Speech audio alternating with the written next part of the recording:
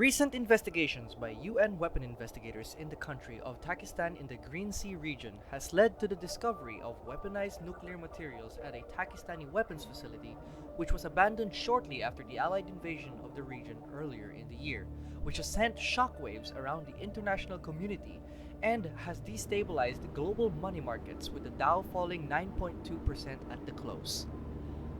Recent independent testing over the materials has confirmed initial reports that the fissile material is of Chinese origin, which sparks heavy suspicions of direct Chinese involvement in the current Pakistan conflict.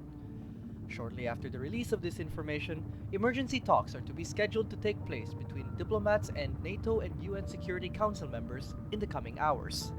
The new Pakistani army is not to be free and excluded from these talks and suspicions, as bodies recovered at the abandoned weapons facility are those of NTA personnel, which have been reported to have been at the area without official statement or intel justifying their presence, had engaged with private military security forces from ROG upon their arrival at the facility, whilst providing security for a UN investigator, which has eventually led to the garrison's defeat.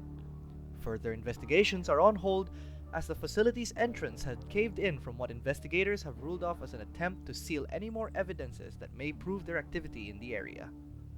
With the mention of ROG, the private military company assigned to escorting the investigator is under reports implicating an attempted cover-up. Undisclosed sources close to the company have alleged complicity between several high-ranking Chinese officials and company executives. On the ground, the situation is still under further investigation, with the body of Echo Squadron Team Chief and several other ROG contractors recovered earlier this morning at a company compound in Pakistan. Information of what had occurred is currently being kept withheld from the public until the investigation is complete. However, despite ROG's successful efforts in submitting the nuclear materials despite the difficulties that had occurred, this does not save them from being put under the spotlight by both the governments and the public for questioning and observation.